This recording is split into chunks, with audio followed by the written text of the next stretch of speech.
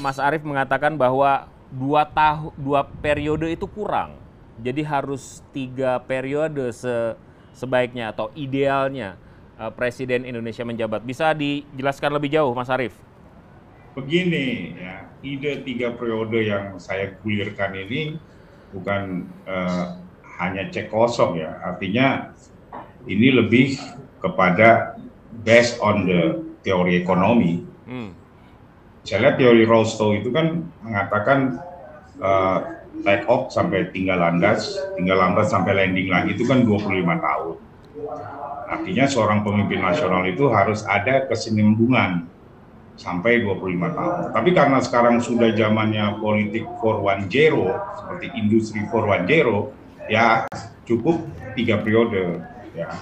Artinya kita tahu bahwasanya ketika ditetapkan 2 periode itu pada saat reformasi itu, saya juga masih bingung. Itu copy paste dari mana? 2 periode 5 tahun. Kan itu Pak Amin Rais kayaknya copy paste dari sistemnya Amerika. Sedangkan Amerika itu negaranya beda, landscape politiknya, budaya politiknya, ataupun asal-usul negara itu terjadi. Amerika itu kan negaranya orang imigran. Nah, kalau Indonesia ini kan dibentuk dari awalnya itu negara-negara kerajaan. Ya. Artinya sekali lagi bukan karena Jokowi harus 3 periode ya, bukan. Ya. Artinya merubah karena partainya kita kan terlalu banyak, berbeda sama di Amerika, cuma 2. Ya kan? Nah kalau di sini, gitu presiden terpilih, baru tahun pertama aja disibukkan dengan dagang kebo.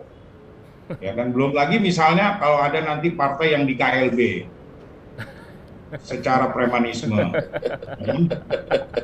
Nah, disetujui sama pemerintah, ganti itu nanti menterinya. Jadi nggak ada stabilitas. Dan ini juga membuat investasi menjadi ragu untuk di Indonesia. Ya, artinya kalau investasinya panjang, ya, biasanya kan sebuah perusahaan itu kalau investasi butuh 3 tahun, 5 tahun membangun infrastrukturnya.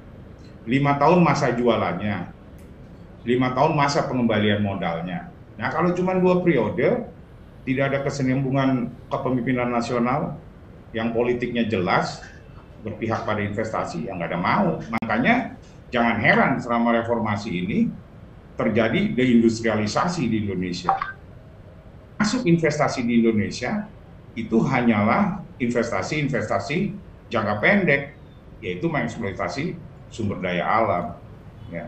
Karena presidennya itu tahun pertama udah sibuk dagang kebo, ya kan. Nanti ganti-ganti, kita lihat kan periode pertama Jokowi dagang kebo, gimana waktu itu membelah Golkar, ya kan, tidak mengurusi masalah yang janji-janji kampanyenya.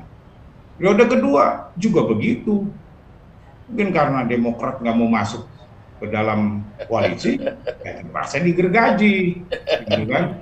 Nah, jadi saya melihatnya itu ke depan ya. Artinya 3 periode pun kalau di amandemen kan sah saja kan.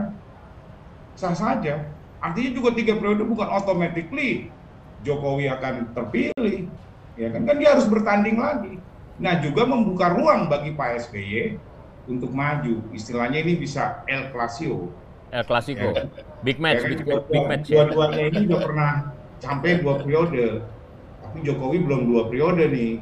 Nanti kalau dia 2024 sampai, ya kan, ya kan. Karena itu saya lihat perjalanan politik di Indonesia ini kekacauannya terjadi seperti itu. Jadi kalau katakan yang mengatakan wah nanti kalau kepanjangan 3 periode otoritarian, enggak. Gitu loh. Karena sekarang sudah politik 410, udah banyak media sosial, ya kan, sebagai tempat ekspresinya masyarakat. Juga partai-partai politik menggunakan teknologi politik 410 untuk berkampanye, ya kan. Terus korupsi sama aja, gitu loh. Ya, itu kan terhadap perilaku aja.